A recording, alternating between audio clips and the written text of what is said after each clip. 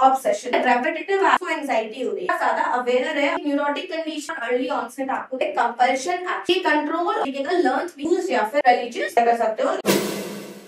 Hello everyone, welcome to अमृत ज्ञान। और आज इस वीडियो लेक्चर में हम डिस्कस करेंगे साइकियाट्रिक नर्सिंग के अंदर एक बहुत ही ज्यादा इंपॉर्टेंट टॉपिक जिसका नाम है ऑब्सेसिव कंपल्सिव डिसऑर्डर।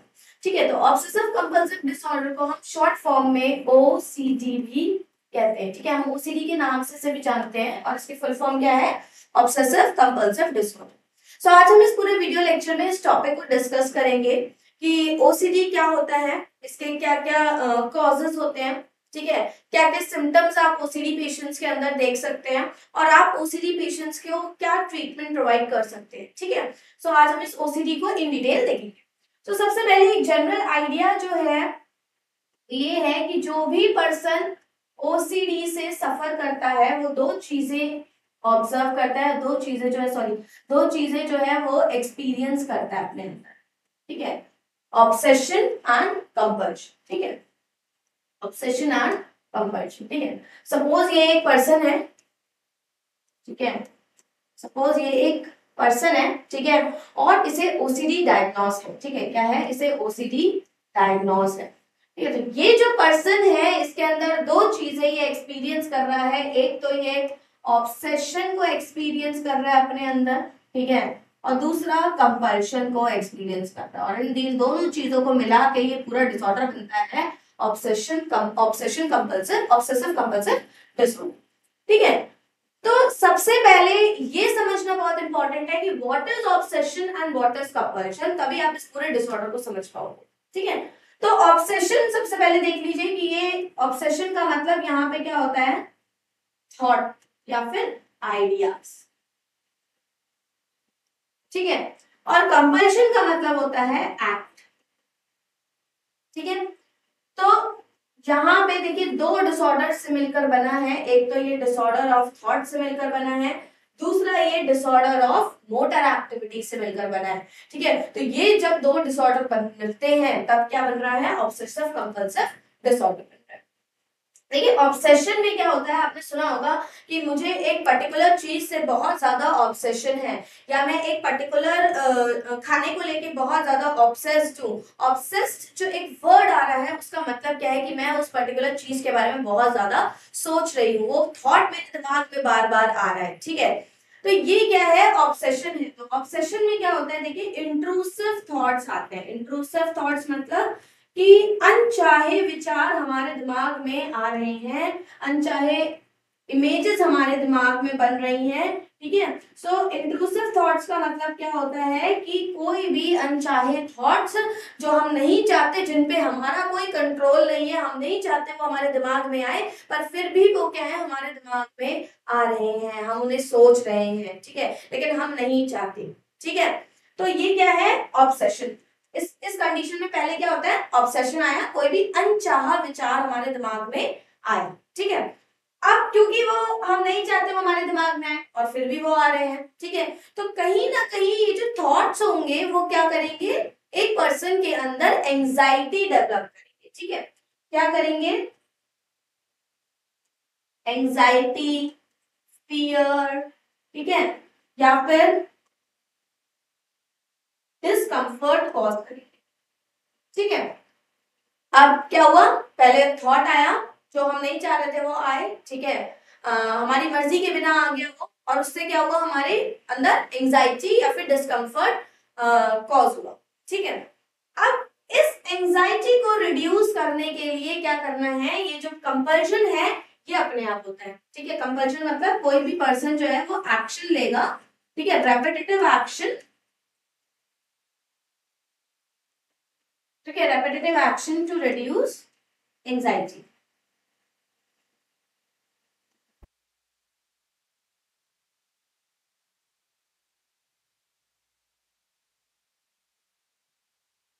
ठीक है, तो कंपल्शन में क्या हुआ कि वो एक एक्शन लेगा, ये कुछ ऐसा काम करेगा जिससे ये जो एंजाइटी इस थॉट की वजह से आई थी वो क्या हो जाए, रिड्यूस हो जाए। ठीक है, तो यही क्या है, ऑब्सेसिव कंपल्सिव डिसऑर्डर। पूरी एक साइकिल चल रही है कि एक ऑब्सेशन हुआ, ठीक है, एक ऑब्सेशन हुआ, एक थॉट आया, थॉट के बाद उसने एक एंजाइटी को कॉज किया या फिर डिस्ट्रेस को कॉज किया, ठीक है। उसके बाद उसने एक कंपल्शन किया, कंपल्शन मतलब एक एक्शन किया ताकि ये एंजाइटी रिड्यूस हो जाए, और रिड्यूस होने के बाद उसे शॉर्ट टर्म रिलीफ,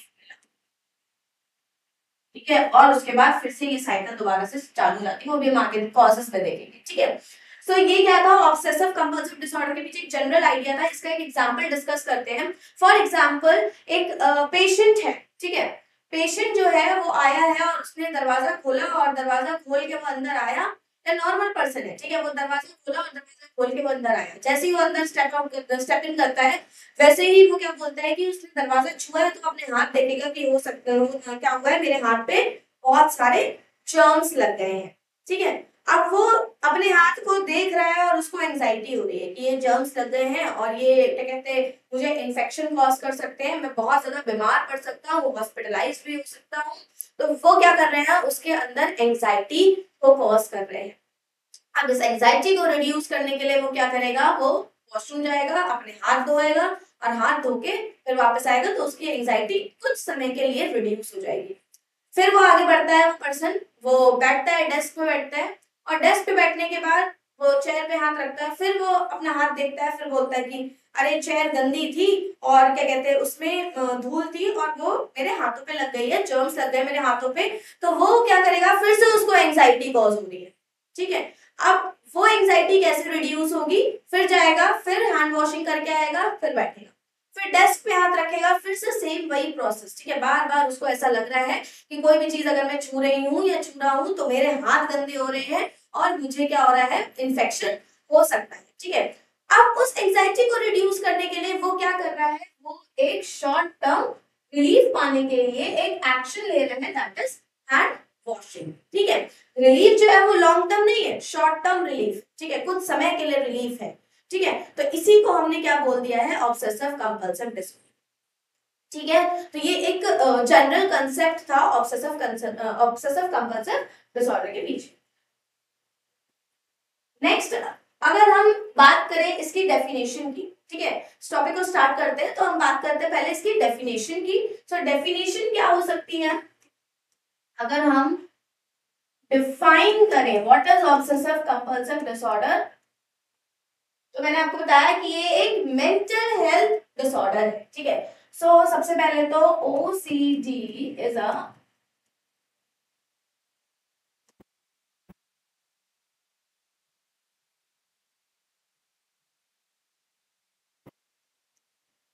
एक क्रॉनिक मेंटल हेल्थ डिसऑर्डर है जिसके अंदर दो चीजें पर्सन जरूर से जरूर एक्सपीरियंस करेगा, जैसे क्या है, ऑब्सेशन एंड कंपल्शन, ठीक है।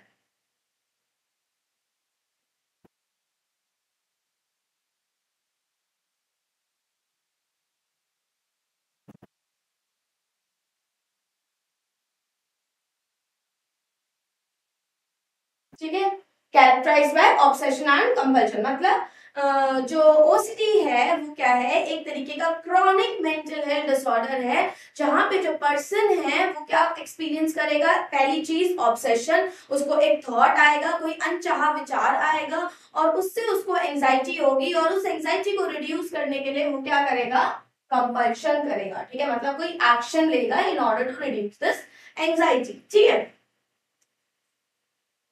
और ये प्रोसेस मैंने आपको बताया कि शॉर्ट टर्म रिलीफ दे रहा है तो पर्सन इसे बार बार करेगा, ठीक है। जब जब उसे एंजाइटी प्रोड्यूस होगी तब तब वो क्या करेगा, बार बार वो कंपल्शन करेगा। तो ये प्रोसेस बहुत ज्यादा टाइम कंज्यूमिंग होता है, ठीक है।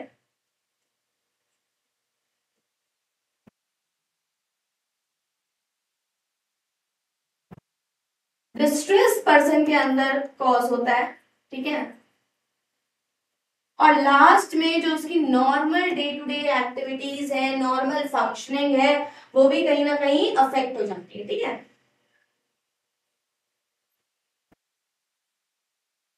तो यही क्या था, OCD था, ठीक है।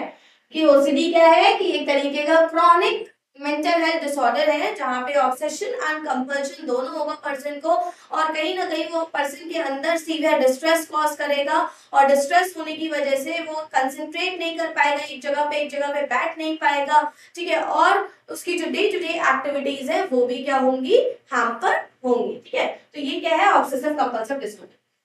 मोस्ट इंपॉर्टेंट चीज, ये एक न्यूरोसिस कंडीशन है, ठीक है, न्यूरोटिक कंडीशन है। हमने साइकियाट्रिक में पहले भी पढ़ा है, पहले के वीडियो लेक्चर में, कि साइकोटिक कंडीशंस होती है आइदर, या फिर न्यूरोटिक कंडीशंस होती है, ठीक है। सो यहाँ पे ये जो कंडीशन है, ओसीडी जो कंडीशन है, ये एक न्यूरोटिक कंडीशन है। जो मेजर डिफरेंस आप याद रखिए कि साइकोटिक और न्यूरोटिक के बीच में जो मेजर डिफरेंस है, ठीक है, तो साइकोटिक में क्या होता है कि जो इंसाइट होती है, इंसाइट मतलब पर्सन अपनी कंडीशन के बारे में कितना अवेयर है, ठीक है, यहाँ पे जो इंसाइट है वो पूरी तरीके से एब्सेंट रहती है, ठीक है।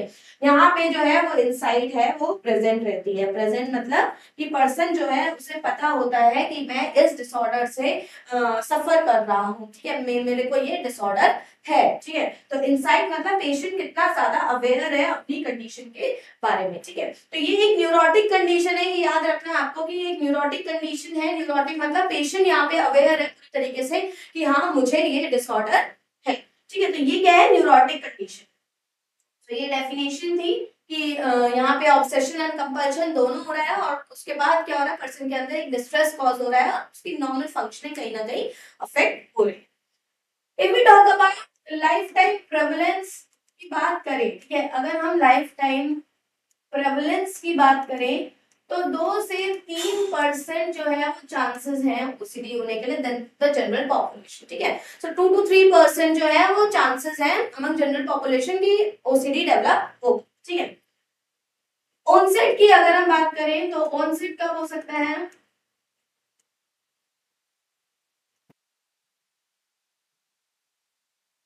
अर्ली अडल्टहुड और लेट एडोलसेंस में देखा गया है इसका ऑनसेट, ठीक है। और अगर हम जेंडर में देखें कि किसके अंदर ज्यादा मिलता है, तो मेल्स एंड फीमेल्स, ऐसा कोई स्टडी नहीं है कि किसके अंदर ज्यादा मिल रहा है, तो मेल्स एंड फीमेल्स दोनों में ही इक्वल मिल रहा है, ठीक है। लेकिन जो मेल्स हैं उनका ऑनसेट अर्ली स्टेज पे ज्यादा देखने को, ठीक है, ऑनसेट अर्ली ऑनसेट देखने को मिलता है मेल्स, ठीक है। सो ये क्या है, थोड़ी एपिडेमियोलॉजी थी कि लाइफ टाइम प्रेवलेंस जो है वो 2 से 3% तक का है, ठीक है। ऑनसेट जो है वो late adolescence and early adulthood है। और जेंडर आप देखें तो मेल एंड फीमेल में इक्वल है और अर्ली ऑनसेट आपको देखने के लिए मिलता है, ठीक है। तो ये क्या था आपका एक एपिडेमियोलॉजी थी, ठीक है।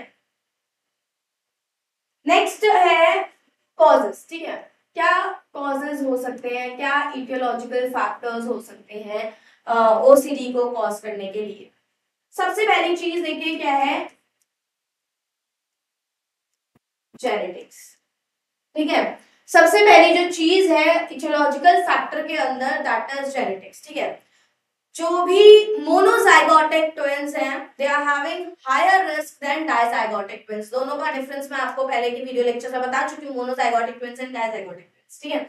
सो मोनोजाइगोटिक ट्विंस जो है, ठीक है, मोनोजाइगोटिक ट्विंस जो है they are having higher risk, ठीक है, they are having higher risk than dizygotic twins, ठीक है, देन डाइजाइगोटिक, ठीक है। इसके अलावा जो भी फर्स्ट डिग्री रिलेटिव होते हैं ना, जो भी फर्स्ट डिग्री रिलेटिव्स हैं उनमें बहुत ज्यादा रिस्क देखा गया है as compared to general population, ठीक है। तो जनरल पॉपुलेशन में उतना ज्यादा रिस्क नहीं है जितना फर्स्ट डिग्री रिलेटिव में देखा गया है कि जो भी फर्स्ट डिग्री रिलेटिव है वो कहीं ना कहीं ओसीडी ट्रांसफर करते हैं, ठीक है। तो 2 चीजें हैं यहाँ पे कि जो भी मोनोजाइगोटिक ट्विंस हैं उनमें भी रिस्क ज्यादा है, फर्स्ट डिग्री रिलेटिव है उनमें भी रिस्क ज्यादा है। तो कहीं ना कहीं ये जो दो चीजें मैं आपको बता रही हूँ, ये कहीं ना कहीं ये बताती है कि जेनेटिक का भी एक इम्पॉर्टेंट रोल है इस ओसीडी के अंदर, ठीक है। तो genetic can be a cause for the development of OCD, that is obsessive compulsive disorder. दूसरा है आपका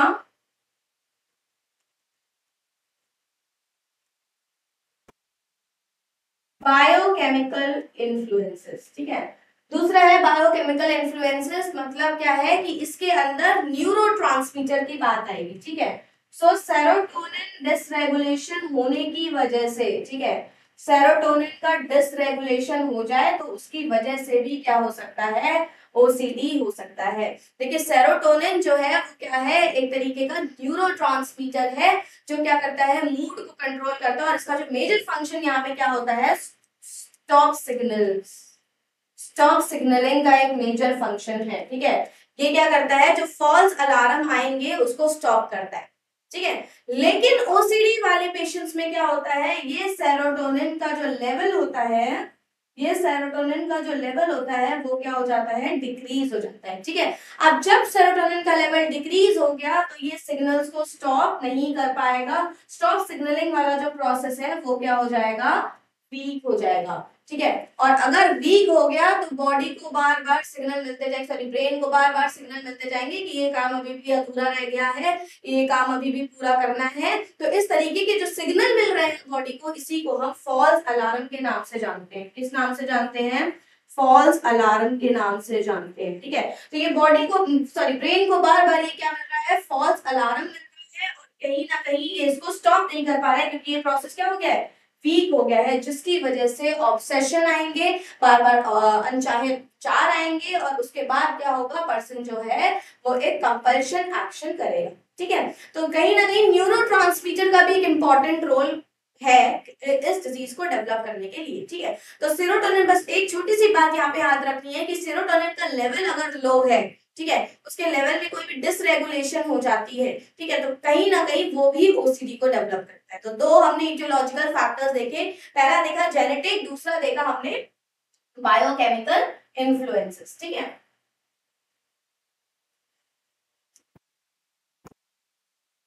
तीसरा जो फैक्टर है that is psycho analytical theory, ठीक है। अभी हम इनके साइको एनालिटिक थ्योरी के थ्रू देखते हैं कैसे ओसीडी कॉज हो रहा है। तो आपको पता है साइको एनालिटिक थ्योरी किसने दी है, सिगमंड फ्रॉइड ने दी है, ठीक है। इसमें बहुत सारी स्टेजेस हमने देखी थी कि ओरल स्टेज होती है, एनल स्टेज होती है, फैलिक स्टेज होती है, हम लेटर ऑन नेक्स्ट लेक्चर्स में भी डिस्कस करेंगे, ठीक है। तो साइको एनालिटिकल थ्योरी में इन्होंने बोला, सिगमंड फ्रॉइड ने बोला कि अगर ओसीडी हो रहा है तो it is due to fixation to the anal stage, ठीक है। सो इसमें बहुत सारी स्टेजेस होती हैं और एनल स्टेज सेकंड स्टेज आती है, और जहां पे क्या होती है, पर्सन जो बच्चा है वो टॉयलेट ट्रेनिंग में एंगेज रहता है, ठीक है। टॉयलेट ट्रेनिंग यहाँ पे फोकस करी जाती है, ठीक है, टॉयलेट ट्रेनिंग। अगर यहाँ पे जो पेरेंट्स हैं टॉयलेट ट्रेनिंग करते टाइम बहुत ज्यादा स्ट्रिक्ट हो जाए, बहुत ज्यादा हार्श हो जाए बच्चे के ऊपर, तो वो बच्चे के अंदर एक तरीके का कॉन्फ्लिक्ट कॉज हो जाता है बिटवीन कंट्रोल, या तो वो कंट्रोल करे या तो वो लेट गो करे, ठीक है, ठीक है। सो बिटवीन कंट्रोल और लेटिंग गो, ठीक है, तो कॉन्फ्लिक्ट आ जाता है बिटवीन कंट्रोल और लेट गो, ठीक है। तो ये कंट्रोल और लेट गो के कॉन्फ्लिक्ट में फंस जाता है बच्चा, और ये जो कॉन्फ्लिक्ट है लेटर ऑन ओसीडी में शो अप करता है इन द अडल्ट, ओके। सो यहाँ पे क्या बोला कि सिगमंड फ्रॉइड ने कि अगर एनल स्टेज के कॉन्फ्लिक्ट अगर रिजॉल्व नहीं हो पा रहे हैं तो वो कहीं ना कहीं ओसीडी लेटर स्टेजेस में डेवलप करेंगे, ठीक है। तो ये किसके अकॉर्डिंग था, सिगमंड फ्रॉइड के अकॉर्डिंग, साइको एनालिटिक थ्योरी के according. Last aetiological factor is behavioural theory, last aetiological factor जो है that will be behavioural theory, ठीक है। बिहेवियरल थ्योरी क्या कहती है, बिहेवियरल थ्योरी ये बोलती है कि ओसीडी एक लर्न्ड बिहेवियर है, ठीक है, क्या है, एक लर्न्ड बिहेवियर है, ठीक है। द थ्योरी ऑफ लर्निंग जो है उससे एक्सप्लेन करते हैं, दो चीजें हैं यहाँ पे, एक तो क्लासिकल कंडीशनिंग, एक है ओपरेंट कंडीशनिंग, ठीक है। दो चीजें आएंगी, classical conditioning and operant conditioning.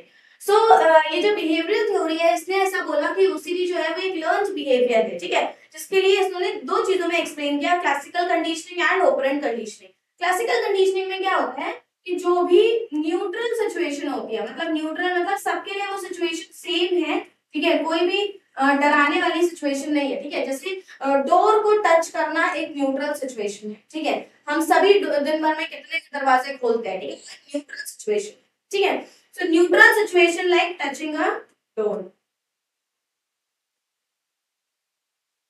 Like touching a door, अगर हम उसे लिंक कर दें या फिर अगर हम उसे पेयर कर दें किसी फियर से या किसी एंजाइटी से, ठीक है, किसी फियर से या फिर किसी एंजाइटी से अगर हम उसे पेयर करते हैं, ठीक है, तो जैसे टचिंग अ डोर को अगर हम पेयर करते हैं फियर ऑफ कंटामिनेशन, अगर हम उसे पेयर करते हैं फियर ऑफ कंटामिनेशन से, तो अब जब जब पर्सन उस दरवाजे को छुएगा तो उसको क्या लगेगा कि इस दरवाजे पे जर्म्स हैं और ये मेरे हाथ में लग गए हैं, और वो अपना हाथ देखेगा तो उसको ऐसा लगेगा कि भाई ये मेरे हाथ में जर्म्स लगे हैं, तो उसको क्या होगा, एंजाइटी कॉज होगी, ठीक है। तो जब जब अब वो इस डोर को छुएगा तब तब उसे एक फियर ऑफ कंटामिनेशन आएगा और उससे उसको क्या होगी, एंजाइटी, ठीक है, क्या होगी उससे उसको एंजाइटी होगी। अब उस एंजाइटी को रिड्यूस करने के लिए वो क्या करेगा, हैंड वॉशिंग करेगा, ठीक है। तो ये जो बार बार वो हैंड वॉशिंग कर रहा है वो क्या है, उसका एक शॉर्ट टर्म रिलीफ उसको मिल रहा है, ठीक है, क्या मिल रहा है, एक शॉर्ट टर्म रिलीफ मिल रहा है, जिसकी वजह से ये बिहेवियर और भी ज्यादा एग्रीवेट होगा, ठीक है। रिलीफ तो उसको मिल रहा है लेकिन बिहेवियर का जो प्रोसेस है वो कहीं ना कहीं इंक्रीज होगा, जिसको हम नेगेटिव रीइंफोर्समेंट बोलते हैं, कि उसके अंदर कहीं ना कहीं उसको नेगेटिव रीइंफोर्समेंट का काम करेगा, ठीक है, जिससे ओसीडी की साइकिल और भी ज्यादा रिपीट होगी, ठीक है। उसने हैंड वॉशिंग करी, हैंड वॉशिंग के बाद उसको शॉर्ट टर्म रिलीफ मिला, और शॉर्ट टर्म रिलीफ मिलने के बाद वो फिर से ओसीडी की साइकिल रिपीट होगी, उसको पता है क्योंकि हैंड वॉशिंग करने के बाद मुझे तो रिलीफ मिल ही जाता है, ठीक है, तो वो एक तरीके का नेगेटिव रीइंफोर्समेंट का काम करेगा, इस बिहेवियर को और भी ज्यादा बढ़ावा देगा, ठीक है। तो ये क्या है, बिहेवियर थ्योरी थी कि यहाँ पे मैंने आपको बताया classical conditioning and operant conditioning की ओसीडी पूरी तरीके से क्या है, एक तरीके का लर्न्ड बिहेवियर है, ठीक है। तो हमने चार तरीके के कॉजेस पढ़े। सबसे पहला हमने जेनेटिक कॉज पढ़ा कि जेनेटिक के थ्रू भी ओसीडी ट्रांसफर हो सकता है। दूसरा हमने क्या पढ़ा कि न्यूरोट्रांसमीटर का भी रोल है, कि जिसमें सेरोटोनिन का लेवल अगर कम हो जाए तो उससे ओसीडी हो सकता है। तीसरी चीज हमने पढ़ी कि सिगमंड फ्रॉइड ने बोला कि अगर एनल स्टेज के कॉन्फ्लिक्ट अगर रिजॉल्व नहीं हो पा रहे हैं तो भी ओसीडी हो सकता है। नेक्स्ट हमने बिहेवियरल थ्योरी पढ़ी। बिहेवियरल थ्योरी में हमने ये पढ़ा कि जो भी ओसीडी है वो क्या है, एक तरीके का लर्न्ड बिहेवियर है, ठीक है, और किस तरीके से नेगेटिव रीइंफोर्समेंट हो रहा है, और नेगेटिव रीइंफोर्समेंट के थ्रू वो बिहेवियर और भी ज्यादा बढ़ जा रहा है, ठीक है, एग्रीवेट हो जा रहा है, ठीक है, उस बिहेवियर को और भी ज्यादा बढ़ावा मिल रहा है, तो उसको हमने क्या बोला कि ओसीडी एक तरीके का लर्न्ड बिहेवियर है, ठीक है। सो ये क्या था, इटियोलॉजिकल फैक्टर्स थे। नेक्स्ट देखते हैं क्लिनिकल फीचर्स, ठीक है, क्लिनिकल फीचर्स या फिर हम साइन एंड सिम्टम्स क्या क्या ओसीडी के अंदर देखने को मिलेंगे। तो मैंने आपको पहले ही बताया था कि ये पेशेंट है और अगर उसको ओसीडी है तो उसके अंदर आपको बेसिकली दो चीजें देखने को मिलेंगी। पहला है ऑब्सेशन एंड दूसरा है कंपल्शन, ठीक है, पहला है ऑब्सेशन देखने को मिलेगा, दूसरा उसके अंदर आपको क्या देखने को मिलेगा, कंपल्शन देखने को मिलेगा, ठीक है। सो सबसे पहले अगर हम बात करते हैं ऑब्सेशन की, सो आपको उसके अंदर क्या देखने के लिए मिलेगा, कंटामिनेशन थॉट, ठीक है, बार बार उसको ऐसे विचार आएंगे कि मेरी क्या कहते हैं, हाथ गंदे हैं, मेरे कपड़े गंदे हैं, या फिर ये एनवायरनमेंट गंदा है, मेरा घर गंदा है, बार बार सफाई करेगा। तो पहले यहाँ पे ऑब्सेशन किस तरीके का आ रहा है कि कंटामिनेशन थॉट आ रहे हैं, ठीक है, कि सब कुछ गंदा है, इस तरीके के थॉट आ रहे हैं, कंटामिनेशन थॉट, डाउट वाले थॉट आ रहे हैं, ठीक है, कि क्या मैंने अपने घर का दरवाजा बंद किया था या नहीं किया था, या मैंने जो गैस है वो खुली छोड़ दी या फिर मैंने बंद करी थी, ठीक है। तो ये क्या है, इस तरीके का डाउट पेशेंट के अंदर आपको देखने के लिए मिलेगा, ऑब्सेसिव वाले पेशेंट के अंदर आपको ऐसे डाउट देखने के लिए मिलेंगे, ठीक है। अग्रेसिव थॉट्स देखने के लिए आपको मिलेंगे, ठीक है, अग्रेसिव थॉट आपको देखने के लिए मिलेंगे। इसके अलावा, ठीक है, नीड टू ऑर्डरिंग, ठीक है, या फिर सिमेट्री या परफेक्शन भी बोल सकते, ठीक है। तो नीड टू ऑर्डरिंग या फिर सिमेट्री या फिर परफेक्शन का मतलब यहाँ पे ये है कि जो ओसीडी वाले पर्सन होते हैं ना, उनके अंदर ऐसा होता है कि अगर ये पेन थोड़ा सा ऐसे रखा है और ऐसे रखा है तो भी उन्हें दिक्कत है, उन्हें हर चीज एकदम परफेक्ट में चाहिए होती है, तो वो पेन बिल्कुल स्ट्रेट होने चाहिए होता है, ठीक है। तो ये क्या है, ऑर्डरिंग और परफेक्शन थॉट भी उनके अंदर देखने को मिलेगा, ये भी हम आगे टाइप्स पढ़ेंगे तो उसमें आपको अच्छे से क्लियर हो जाएगा, ठीक है। सो चार तरीके के ऑब्सेशन इसके अंदर देखने को मिलेंगे। कंटामिनेशन थॉट है, डाउट देखने को मिलेगा, aggressive thoughts and need for perfection, ठीक है, कि उन्हें हर चीज एकदम परफेक्शन में चाहिए, वो भी उन्हें उनके अंदर देखने को मिलेगा। अब कंपल्शन, कंपल्शन में क्या होगा, या तो वो एक्सेसिव वॉशिंग या क्लीनिंग करते हुए मिलेंगे, बार बार कपड़े धोएंगे, बार बार अपने हाथ धोएंगे, ठीक है, नहाएंगे बार बार जाके, तो ये क्या है, एक्सेसिव वॉशिंग और क्लीनिंग वाली एक्टिविटीज में आपको ज्यादा देखने को मिलेंगे, ठीक है। डाउट है, ठीक है, कि घर का दरवाजा बंद किया है या नहीं किया है, तो एक्टिवली इन्वॉल्व होंगे चेकिंग करने में, ठीक है, बार बार आधे रास्ते पहुंचे फिर घर के आएंगे, वापस देखने आएंगे कि लॉक किया है गेट या नहीं किया, फिर थोड़ा सा और आगे बढ़े फिर वापस आएंगे लॉक किया है गेट या नहीं किया, तो कम से कम ये क्या करते हैं, 10 से 20 बार कम से कम चेक कर लेते हैं कि सब चीजें सही है या नहीं है, ठीक है, गेट का दरवाजा लॉक किया है या नहीं किया। तो डाउट में अगर एक्सेसिव चेकिंग आपको देखने के लिए मिल सकती है, ठीक है। इसके अलावा आपका होर्डिंग ओसीडी, होर्डिंग ओसीडी भी देखने के लिए इसमें मिल सकता है। होर्डिंग ओसीडी का मतलब है कि अननेसेसरी चीजों को कलेक्ट करना, ठीक है, पुरानी बॉटल्स को कलेक्ट करना, ठीक है, न्यूज़पेपर्स पुराने कलेक्ट करना जिनका कोई यूज नहीं है कलेक्ट करने का, पर फिर भी वो क्या कर रहे हैं, कलेक्ट कर रहे हैं, ठीक है, और उन्हें वो डिस्कार्ड नहीं कर पाते, मतलब कलेक्ट करके रखे हुए हैं और वो बहुत अच्छे बारी घर का एरिया पे जमा हो गए हैं, लेकिन वो उन्हें फेंक नहीं पा रहे, ठीक है। सो होर्डिंग ओसीडी भी देखने को उनके अंदर मिलता है। इसके अलावा ऑर्डरिंग करते हुए दिखेंगे आप, क्या आपको, ठीक है, अगर चीजें इधर उधर रखी हैं तो वो उनको एकदम सेट करते हुए दिखेंगे, सिमेट्री सेट करते हुए उनकी दिखेंगे, तो ये कंपल्शन के अंदर आपको देखने के लिए मिलेगा। इसके अलावा कुछ अदर सिम्टम्स भी रहते हैं, कुछ अदर सिम्टम्स भी रहते हैं, जैसे मैंने आपको बताया कि ऑब्सेशन है तो ऑब्सेशन होगा, तो एंजाइटी तो होगी होगी उनके अंदर, एंजाइटी आपको एक सिम्टम देखने को मिलेगा। रेस्टलेसनेस, हमेशा एक्टिविटी में इन्वॉल्व दिखेंगे, सिमेट्री सेट कर रहे हैं, ठीक है, लगे पड़े हैं बिल्कुल सारी चीजों को सेट करने में, तो ये क्या है कि रेस्टलेसनेस आपको उनके अंदर देखने को मिलेगा, ठीक है, और इनेबिलिटी टू कॉन्सेंट्रेट, ठीक है, कॉन्सेंट्रेट नहीं कर पाएंगे, ठीक है। सो कॉन्सेंट्रेट नहीं कर पाएंगे का मतलब क्या है, एक जगह बैठ नहीं पाएंगे, किसी ना किसी काम में इंगेज रहेंगे, ठीक है। दूसरी चीज जो आपको पहले मैंने एग्जांपल बताया था कि एक पर्सन है वो बार बार अपने हाथ वॉश करेगा, तो जब वो हैंड वॉश ही करता रहेगा तो वो कंसेंट्रेट कैसे कर पाएगा, है ना। तो यहाँ पे इनेबिलिटी टू कॉन्सेंट्रेट वाली चीज आपको देखने को मिलेगी, और कहीं ना कहीं उसकी जो डेली फंक्शनिंग है वो अफेक्ट होने लग जाएगी, ठीक है, तो डेली फंक्शनिंग भी क्या हो जाएगी, रिड्यूस या फिर अफेक्ट होने लग जाएगी।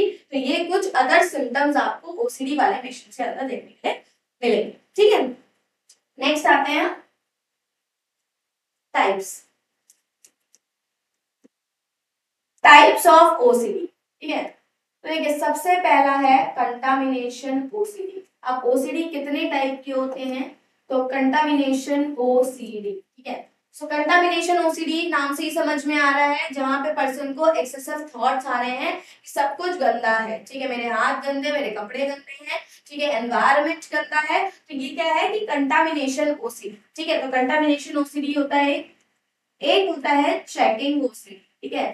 चेकिंग ओसीडी मैंने आपको एग्जांपल अभी बताया था कि घर से कहीं बाहर गए हैं, ताला अच्छे से लगा दिया है, फिर 10 कदम आगे बढ़ते हैं और फिर उनके अंदर एक थॉट आता है कि क्या मैंने ताला सही से लगाया या नहीं लगाया, चेक करने, बार बार चेक करने वाला उसे, ठीक है। फिर आते हैं वापस, चेक करते हैं, फिर 20 कदम फिर आगे बढ़ेंगे, फिर सोचते हैं कि क्या मैंने सही से ताला लगाया था या नहीं लगाया था, तो ये चेकिंग ओसीडी होता है, ठीक है, जिसके अंदर वो उनको बार बार चेक करने का ऑब्सेशन होता है, ठीक है। दूसरी चीज आती है आपकी ऑर्डरिंग ओसीडी, इसे हम सिमेट्री ओसीडी भी कहते हैं, क्या कहते हैं, सिमेट्री ओसीडी भी कहते हैं, ठीक है। सो ऑर्डरिंग ओसीडी या फिर सिमेट्री ओसीडी मतलब सब चीजें अलाइनमेंट में है, अगर चेयर्स रखी हुई हैं तो chairs should be in proper alignment, ठीक है, ऐसा नहीं कि कोई एक चेयर उधर पड़ी है, एक चेयर उधर पड़ी है, एक चेयर उधर पड़ी है, नहीं। अगर पेन्स रखे हैं तो पेन्स भी बिल्कुल एकदम अलाइनमेंट में रखे होने चाहिए, एकदम अच्छे से रखे होने चाहिए, ऐसे नहीं कैसे भी रखती है, तो इनको क्या है कि एकदम चीजें जो है वो परफेक्शन में चाहिए होगी। यहाँ पे अगर सिमेट्री ओसीडी ऑर्डरिंग ओसीडी है तो आप एक चीज याद रखिएगा, परफेक्शन में इन्हें हर एक चीज चाहिए होगी, ठीक है। इसके अलावा एक रिलीजियस ओसीडी भी होता है, ठीक है, एक रिलीजियस ओसीडी भी रहता है, ठीक है, क्या रहता है, एक रिलीजियस ओसीडी भी रहता है, जिसमें क्या है कि पर्सन को एक्सेसिव थॉट्स आते हैं रिगार्डिंग हिज ओन रिलीजन, ठीक है, बहुत ज्यादा एक्सेसिव प्रेइंग में इन्वॉल्व रहते हैं, ठीक है, बहुत ज्यादा प्रे करेंगे, ठीक है, उन्हें ऐसा लगता है कि कहीं उनसे गलती से कहीं उनसे कोई गलती ना हो जाए, ठीक है, या कोई भी अगर रिचुअल परफॉर्म कर रहे हैं तो उनको ऐसा लगता है कि क्या ये सारी चीजें सही से हो गई है या नहीं, तो बहुत ज्यादा ऑब्सेशन है रिलीजन से लेके उससे रिगार्डिंग कोई थॉट आ रहा है, तो that is called as religious OCD, ठीक है। सो ये कुछ तरीके के ओसीडी है, इसके अलावा और भी ओसीडी होते हैं, ठीक है, तो आप एक बार रिलीजियस ओसीडी है, इसके अलावा और भी ओसीडी होते हैं, ठीक है। अब हम बात करते हैं नेक्स्ट इज टाइप्स के बाद, टाइप्स हो गए, टाइप्स के बाद हम बात करते हैं क्या इसका मैनेजमेंट है, हाउ टू मैनेज, है ना। सो जब भी हम बात करते हैं उसमें साइकेट्रिक में, तो हम दो तरीके के मैनेजमेंट की बात करते हैं, एक है फार्माकोलॉजिकल मैनेजमेंट और एक होता है थेरापेटिक मैनेजमेंट, ओके, ठीक है। तो pharmacological management and therapeutic management, तो आप इसमें क्या दोगे, you can give anti depressants to the patient. हमने जब एंटी डिप्रेशन जब पढ़ा था तो उसमें हमने देखा था एंटी डिप्रेसेंट्स के अंदर कौन कौन सी ड्रग आती है। सो एक ड्रग थी SSRI, that is selective serotonin reuptake inhibitor, ठीक है, तो ये एक ड्रग थी सेलेक्टिव सेरोटोनिन रीअपटेक इनहिबिटर, ठीक है। सेरोटोनिन का लेवल रिड्यूस हो रहा था ओसीडी में, ठीक है, जिसकी वजह से ओसीडी डेवलप हो रहा था। यहाँ पे हम एंटी डिप्रेसेंट में SSRI that is selective serotonin reuptake inhibitors देंगे, जो कि सेरोटोनिन के लेवल को रिड्यूस नहीं होने देते, उसके रीअपटेक को बढ़ाते हैं और क्या करते हैं, कहीं ना कहीं ओसीडी को प्रिवेंट करते हैं, ओसीडी के ट्रीटमेंट के लिए यूजफुल है, ठीक है।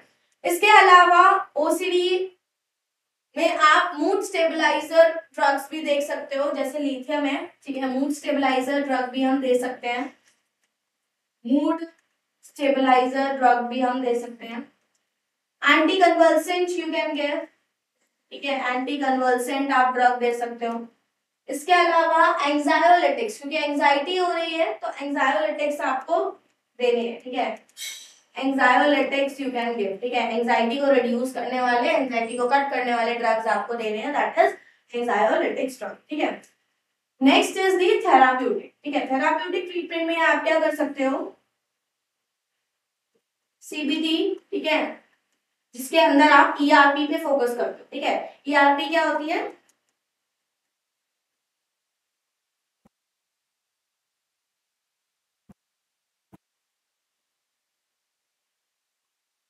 ठीक है। तो थेराप्यूटिक में आप CBT देते हो, that is cognitive behaviour therapy, और कॉग्निटिव बिहेवियर थेरेपी में भी आप ERP एक थेरेपी होती है जिसमें हम पेशेंट को जिस भी चीज से एंजाइटी हो रही है, ठीक है, उससे हम एक्सपोज करते हैं और प्रिवेंट करते हैं कि वो उस एंजाइटी से जो भी एक्शन वो लेने वाला है वो ना ले, ठीक है। तो हम क्या करते हैं, उसे रिड्यूस करते हैं। फॉर एग्जांपल मैं हैंड वॉशिंग वाला एग्जांपल है, तो हम पेशेंट को बैठाते हैं, ठीक है, और बैठाने के बाद अब उसको थॉट तो आएगा कि मैं डेस्क पे बैठा हूँ, डेस्क मैंने छुई है, चेयर मैंने छुई है, तो कहीं ना कहीं जर्म्स लग गए हाथ में, ठीक है, तो अब हम उसको हैंड वॉशिंग करने से प्रिवेंट करते हैं, ठीक है।